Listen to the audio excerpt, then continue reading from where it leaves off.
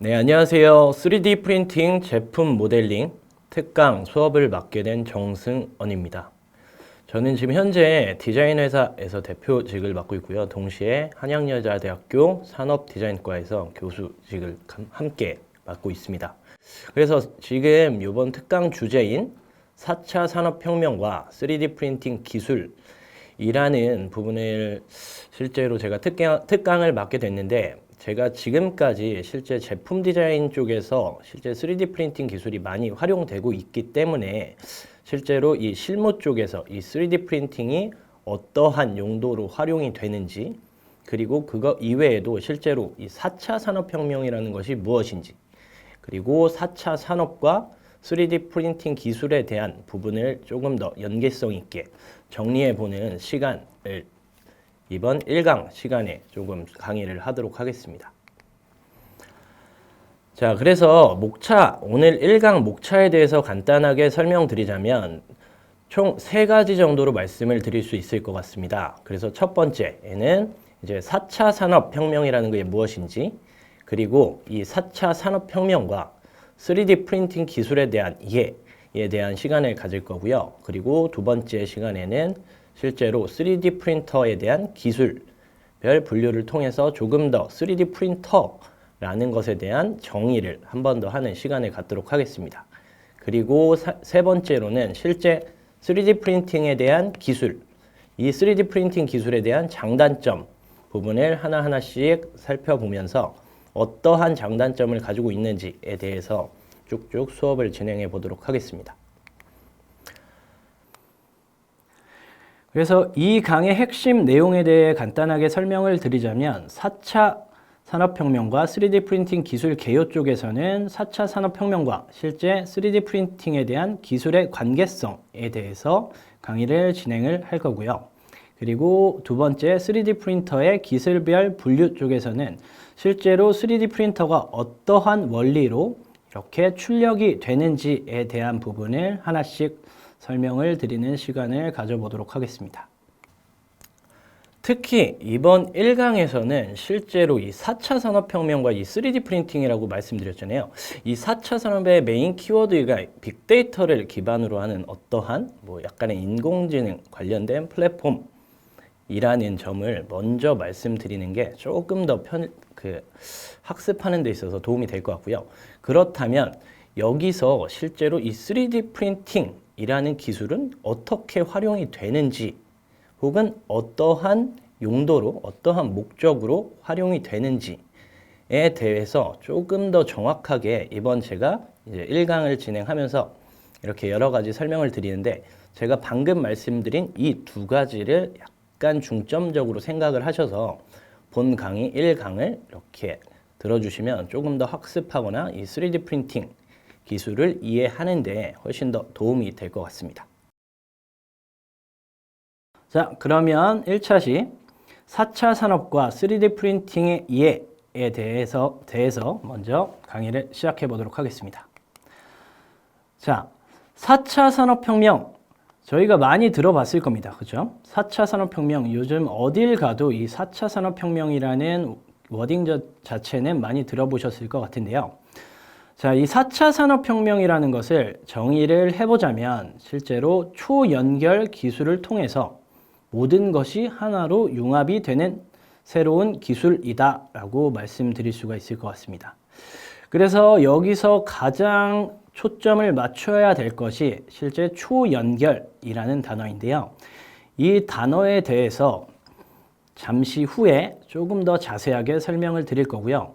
실제로 4차 산업혁명이라는 것이 어떻게 만들어졌는지에 대해서 먼저 간단하게 리뷰를 해보도록 하겠습니다. 자, 저희가 4차 산업혁명 이전에 3차, 2차, 1차 이렇게 산업혁명을 맞이했습니다. 그죠? 그래서 1차 산업혁명 같은 경우에는 증기기관의 힘을 이용해서 실제로 기계적인 동력원을 얻은 것이 가장 중요한 키포인트라고 말씀드릴 수 있을 것 같습니다. 그래서 이 증기 에너지를 활용해서 인간의 노동을 최소화하고 이것을 기계로 대체하는 공업화 시대가 시작되는 것이 1차 산업혁명의 메인 키워드이고요.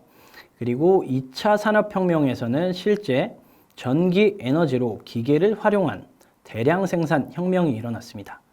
그래서 여기서 지금 이 대량 생산이라고 하는 것을 조금 더 디테일하게 분석을 해보자면 대량 생산이라는 단어만 이렇게 보고 이 의미를 분석해 봤을 때 대량으로 어떠한 것을 생산하는 것이 아니냐라고 이렇게 추측을 할 수 있어요. 그렇죠?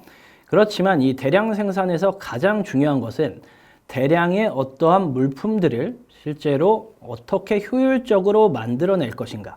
그래서 어떻게 더 빠르게 인간의 노동력을 최소화하면서 이 대량의 물건을 만들어낼 수 있는가에 대한 부분이 메인 테마라고 볼 수가 있을 것 같습니다. 그래서 대량 생산은 여러 가지의 물건을 한꺼번에 만들지만 이것을 효율적으로 만들 수 있는 어떠한 시스템이다. 시스템을 만들어내는 것이다 라고 설명을 드릴 수 있을 것 같습니다. 그래서 실제로 이 2차 산업혁명부터 대량 생산이 시작이 됐는데요. 이것은 저희가 지금 현 세대에서도 많이 활용되고 있는 이런 양산법이라고 말씀드릴 수 있을 것 같아요. 자, 그래서 대량 생산이라는 이 테마의 가장 지금 샘플로 예를 들기 좋은 것이 아마 스마트폰이 아닐까 싶습니다. 그래서 이 대량 생산 같은 경우에는 똑같은 물품을 여러 개를 찍어내는 효율적으로 찍어내는 그런 시스템을 이야기를 하고요. 그래서 가장 대표적인 것이 스마트폰이라고 말씀을 드렸습니다. 그렇죠? 그래서 이 스마트폰과 같이 하나의 제품을 여러 사람에게 보급할 수 있는 이런 하나의 대량 생산 시스템이 현재 시대에서도 많이 도입이 되고 있구나라고 생각을 하고 넘어가 주시면 좋을 것 같습니다. 자, 그런 다음으로 3차 산업혁명에 대해 말씀드릴게요. 3차 산업혁명은 실제로 컴퓨터와 인터넷이 메인 키워드가 될 것 같습니다. 그래서 어떠한 지식 정보에 대한 어떠한 서비스가 실제로 붐을 이룬 그런 혁명이겠죠. 그래서 이 3차 산업혁명에서는 실제로 자동화 시스템이 구축되는 것이 가장 큰 키워드라고 말씀드릴 수 있을 것 같은데요. 이 3차 산업혁명을 통해서 실제로 우리가 공장에서 보는 각종 자동화 시스템, 이런 다양한 시스템들이 구축되는 산업혁명이 3차 산업혁명이었습니다. 자, 그렇다면 4차 산업혁명은 무엇인가? 4차 산업혁명은 이미 3차 산업혁명에서 이렇게 컴퓨팅 프로그래밍을 활용해서 여러 가지 것들을 만들어 놨지만 4차 산업에서는 이 모든 만들어놓은 다양한 물체들이 하나로 연결이 돼서 각각의 주체들이 서로 커뮤니케이션을 하는 이런 초연결 지능화 혁명이라고 말씀드릴 수 있을 것 같아요. 그래서 여기서도 이 슬라이드에서 보이시겠지만 초연결이라는 단어가 있죠. 그래서 이 초연결이 그만큼 4차 산업과 밀접한 관계를 가지고 있구나 라고 생각을 해주시면 이번 강의에서 조금 더 도움이 될 것 같습니다. 그래서 이 4차 산업혁명이라는 것의 키워드를 말씀드리자면 첫 번째로 사물 인터넷 IoT가 있고요. 그리고 두 번째 3D 프린팅, 그리고 세 번째 AR, VR, 그리고 인공지능, 지능형 로봇과 같은 키워드로 이렇게 함축시켜서 말씀을 드릴 수 있을 것 같습니다. 자, 그래서 이 4차 산업과 초연결이라는 것을 조금 더 자세하게 정의를 해드리도록 하겠습니다. 그래서 이 초연결이라는 것은 무엇이냐? 이 초연결이라는 것은 무선 네트워크로 모든 사물이 연결이 돼 있다라는 겁니다. 그래서 모든 사물에 이 무선 네트워크가 가능한 어떠한 메커니즘 요소가 탑재가 되어 있고요. 이 탑재된 메커니즘을 기반으로 해서 서로 다른 물체들이 각각 자신의 정보들을 다른 기기 혹은 사람에게 이렇게 정보 전달을 할 수 있는 그런 연결 기술이라고 말씀드릴 수가 있을 것 같아요. 그래서 이것을 초연결이라는 단어로 함축해서 표현을 하고 있는 겁니다. 그래서 모든 것이 하나로 연결되는 것이 가능하게 해주는 이런 기술이 바로 초연결입니다. 자, 그래서 초연결 기술이라는 것에 대해서 제가 정의를 했고요. 이 초연결 기술을 활용해서 실제로 어떠한 것들이 가능해지는지에 대해서 말씀을 드릴게요. 그래서 이 초연결 기술이라는 것은 말씀드렸듯이 모든 것이 연결돼서 정보를 주고받고 할 수 있는 그런 기술이었습니다. 그래서 이것이 실제로 사물에 적용이 된다면 사물을 사용하는 유저층의 모든 행위들을 하나의 데이터로 저장해내고 기록해내는 것이 가능해진다라고 정의를 드릴 수 있을 것 같아요. 그래서 실제로 유저층, 사람들 혹은 사물이 요구하는 어떠한 정보가 됐던 혹은 기타 등등의 다양한 정보들을 이렇게 인터랙션 할 수 있는 기술이 바로 이 초연결 기술이라고 말씀드릴 수 있을 것 같습니다.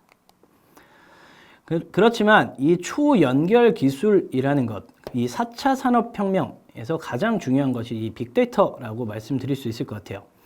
그래서 이 빅데이터라는 것이 무엇이냐? 실제로 디지털 환경에서 생성되는 모든 유형의 데이터를 의미한다라고 말씀드렸죠. 자, 초연결 기술을 가능케 하는 것이 바로 이 빅데이터라는 겁니다. 그래서 이 초연결이라는 것은 실제로 빅데이터를 기반으로 한다라고 해도 과장이 아닐 정도인데요. 자, 그래서 초연결 기술에 대해서 정의를 했습니다. 그죠? 그렇지만 이 초연결 기술을 통해서 실제로 이 빅데이터가 쌓이게 되는데요. 이 빅데이터라는 것이 무엇인지 간단하게 정의를 하고 넘어가 보도록 하겠습니다. 이 빅데이터라는 것은 실제로 디지털 환경에서 생성되는 다양한 유형의 데이터를 이야기를 합니다.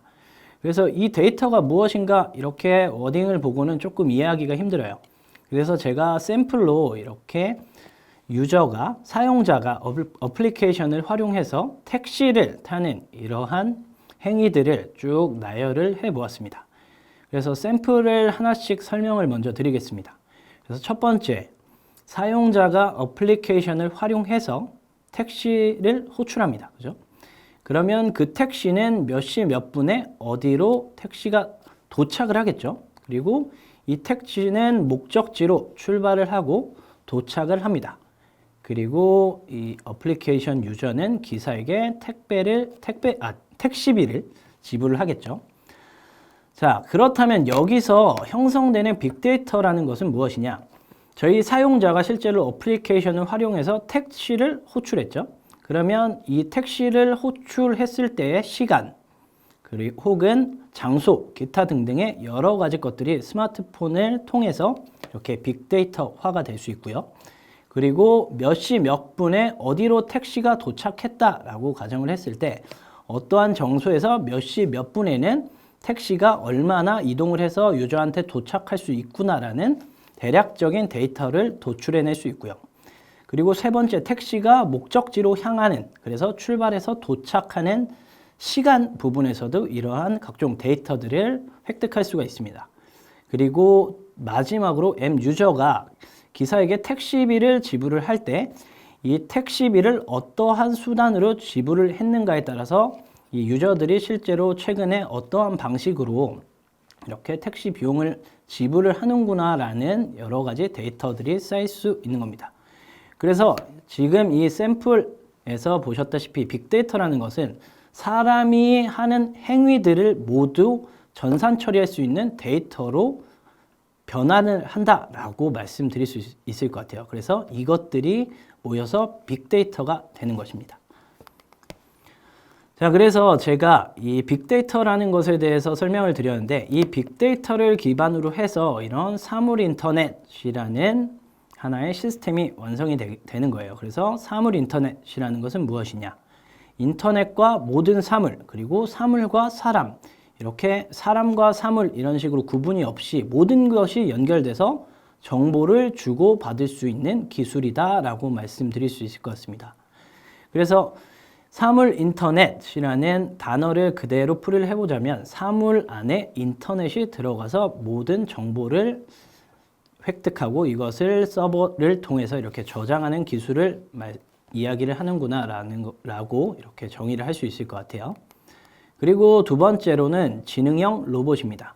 그래서 이 지능형 로봇 같은 경우에는 빅데이터를 기반으로 이렇게 외부 환경을 인식을 하고 스스로 어떠한 상황을 판단을 해서 자율적으로 행동하는 그런 로봇 기술이에요. 그래서 이 로봇 기술 같은 경우에도 자, 여기서 텍스트를 보시면 스스로 상황을 판단한다라는 부분이 있습니다.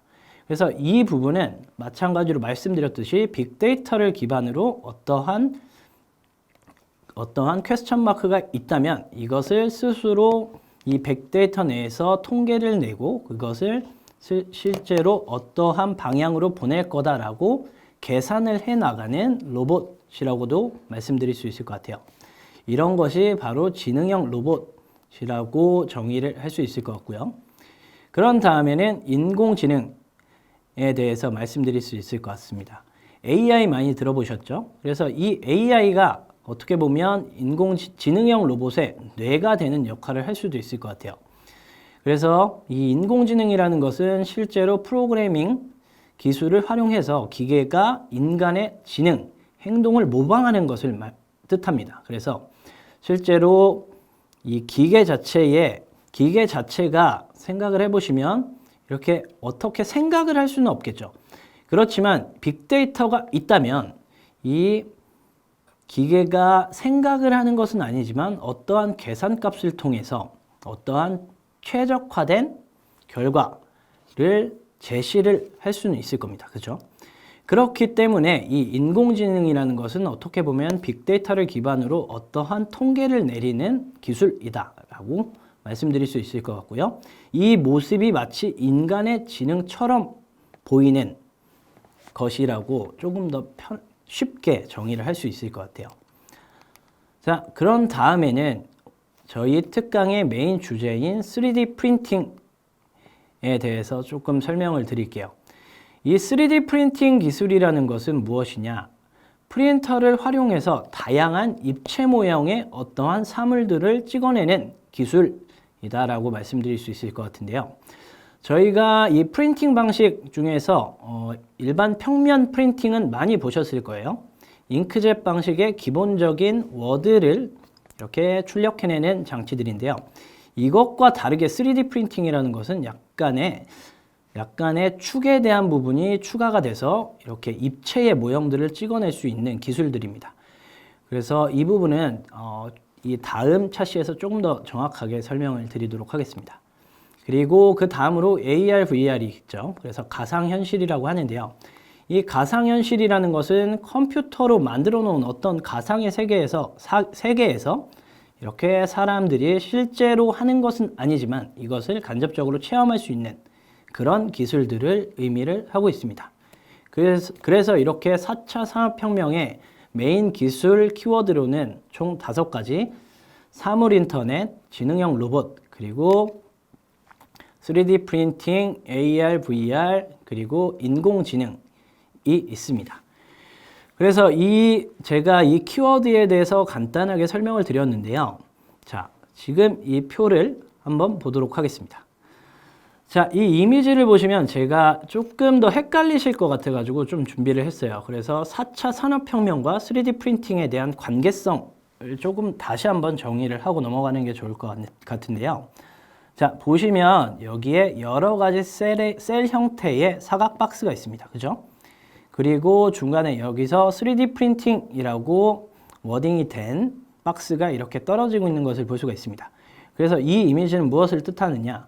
3D 프린팅이라는 것은 4차 산업혁명을 구성하는 하나의 기술이라고 정의를 할 수 있고요. 이러한 기술들이 쭉쭉쭉쭉 모여서 이렇게 하나의 4차 산업혁명이라는 큰 테마를 이렇게 만들어내는 것이다 라고 말씀드릴 수 있을 것 같아요. 그렇다면 실제로 4차 산업에서 3D 프린팅의 역할은 무엇이냐라고 또 의문을 가질 수 있을 것 같습니다. 그렇죠? 이 부분은 최근 현대인들의 라이프 스타일과 조금 밀접한 연관을 가질 수 있을 것 같아요. 그래서 현대인의 라이프 스타일을 보시면 상당히 개인화되고 커스터마이징이 되는 그런 모습을 볼 수가 있습니다. 그렇죠? 그래서 이러한 라이프 스타일에 맞게 어떠한 3D 프린팅 기술을 활용해서 소량 생산으로 소량 납품이 가능한 어떠한 시스템들을 구축하는 그러한 부분으로 이 3D 프린팅이 활용되고 있습니다. 그렇기 때문에 4차 산업이 약간은 더 큰 뜻을 포괄하고 있다라고 말씀드릴 수 있을 것 같아요. 그래서 4차 산업혁명과 3D 프린팅에 대한 구분을 명확하게 해 주시면 좋을 것 같습니다. 네, 그럼 다음으로 2차 시에는 실제로 3D 프린팅에 대한 기술별 분류에 대해서 말씀드리도록 하겠습니다. 그래서 실제로 이 3D 프린터와 2D 프린터에 대한 비교 분석, 그리고 3D 프린터에 대한 종류, 그리고 작동 원리, 재료 등등에 대해서 소개를 하도록 하겠습니다. 자, 그래서 2D 프린터 그리고 3D 프린터에 대한 부분을 조금 구분을 해볼 건데요. 이 2D 프린터라는 것은 실제로 평면을 기반으로 해서 이렇게 도안을 인쇄할 수 있는 어떠한 디바이스로 만들어진 겁니다. 그죠? 그래서 워딩이나 그래픽 작업을 통해서 평면에 어떠한 것을 만들어내고 그것을 실제로 평면상에 용지가 됐건 시트가 됐건 이런 평면상에 출력을 해내는 그런 프린팅 기술을 이야기를 하고 있고요. 그리고 3D 프린터 같은 경우에는 입체의 도안을 만들어낼 수 있도록 만들어진 도구예요. 그래서 이 입체라는 것, 2D와 3D라고 이렇게 조금 구분이 되어 있는데요. 이 2D라는 것과 3D에 대한 차이는 실제로 축에 대한 부분입니다. 그래서 이 부분은 다음 장에 제가 조금 더 자세히 설명을 드리겠습니다.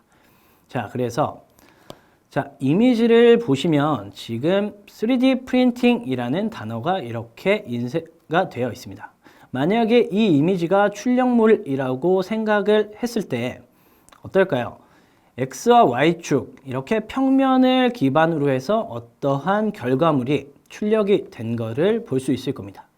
그렇지만 3D 프린팅 기술을 접목을 하게 된다면 자, 이런 식으로 변경이 가능하겠죠. 이렇게 X와 Y축 평면에 대한 도안 여기에 추가적으로 Z축이라는 두께에 대한 부분이 이렇게 적용이 돼서 하나의 입체 형태의 출력물이 완성이 될 수가 있는 겁니다. 그렇기 때문에 2D와 3D 프린팅에 대한 차이는 이렇게 이미지에서 나와 있듯이 2D 기반으로 이렇게 평면에 인쇄를 할 수도 있고요. 그리고 3D 기반으로 이렇게 입체물을 만들어낼 수도 있다라는 차이를 알고 넘어가 주시면 좋을 것 같습니다. 자, 그래서 3D 프린터로는 어떠한 것을 만들어낼 수 있을까요? 이 3D 프린터라는 것은 실제로 가로와 세로와 높이가 존재하는 출력물을 만들어낼 수 있는 도구다라고 말씀드릴 수 있을 것 같아요. 자, 여기서 제가 3D 프린팅과 프린터 이렇게 구분을 좀 나눴는데요. 여기서 3D 프린팅 같은 경우에는 실제로 이 프린팅을 하는 기술적인 부분을 이렇게 포괄적으로 정해 놓은 단어이고요. 그리고 프린터라는 것은 실제로 이것을 구현해내기 위한 하나의 디바이스다라고 말씀드릴 수 있을 것 같습니다. 그렇기 때문에 이 3D 프린팅과 프린터에 대한 부분을 조금 자세히 구분하시는 게 좋을 것 같아요. 자, 그러면 이제는 3D 프린터에 대한 종류를 조금 알아보도록 하겠습니다. 그래서 3D 프린터 같은 경우에는 첫 번째 광경화 방식이 있고요. 그리고 두 번째 잉크젯, 세 번째 레이저 소결 적층 방식, 네 번째 폴리젯, 그리고 다섯 번째 수지 압출 적층 방식, 방막 적층 방식들이 있습니다. 그래서 이 각각의 방식들을 간단하게 리뷰를 한번 해보겠습니다. 먼저 광경화 적층 방식입니다. 광경화 적층 방식은 보이시는 것처럼 레이저나 강한 UV를 활용해서 광경화성 액상 수지를 경화시키는 프린팅 방식을 이야기를 합니다. 그래서 어떠한 레이저와 같은 광선을 통해서 이렇게 수지를 경화시키는 방식인데요. 대표적인 예가 SLA 타입과 DLP 타입이 있습니다. 자, 그런 다음에 수지 압출 적층 방식이 있습니다. 이 수지 압출 적층 방식이 실제로 되게 보편화가 되어 있는 3D 프린터 방식입니다. 그래서 고체 와이어 형태의 어떤 재료를 이렇게 고온의 프린터 헤드에서 이렇게 직접 공급해주는 그런 방식의 3D 프린팅 방식입니다. 그래서 가장 대표적인 방식이 FDM 방식이라고 말씀드릴 수 있을 것 같습니다. 그래서 제가 이 부분에 대해서는 다음 강의에 조금 더 자세히 설명을 드리도록 할게요. 그런 다음에는 레이저 소결 적층 방식입니다. 그래서 실제로 레이저 빔을 활용해서 분말 상태의 어떠한 재료들을 고압과 고온으로 소결시키는 그런 출력 방식을 이야기를 합니다. 그래서 대표적인 게 SLA 타입이에요. 그래서 이 레이저 소결 타입과 실제로 광경화 타입이 약간 헷갈리실 수가 있는데 이 두 가지를 되게 간단하게 비교를 해보자면 실제로 저희가 프린팅을 하기 위해서 사용하는 재료에 차이가 있습니다. 그래서 광경화 방식 같은 경우에는 액상 타입의 어떠한 재료를 활용을 한다면 이 레이저 소결 타입은 이렇게 분말 형태의 어떠한 재료를 활용해서 이렇게 적층을 해 나가는 방식이구나 라고 생각을 해주시면 될 것 같습니다. 다음은 잉크젯 적층 방식입니다. 그래서 이 잉크젯 적층 방식은 잉크젯 많이 들어보셨죠? 일반적인 프린터 방식이에요. 그래서 프린터 헤드의 노즐에서 이렇게 액체 상태의 재료를 분사를 해주고요.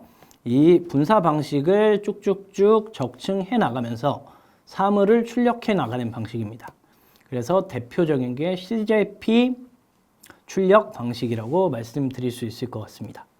자, 다음은 폴리젯 적층 방식입니다. 자, 폴리젯, 이전에 잉크젯 적층 방식에 대해서 설명을 드렸습니다. 그렇죠? 자, 그렇다면 폴리젯이라는 건 무엇인가요?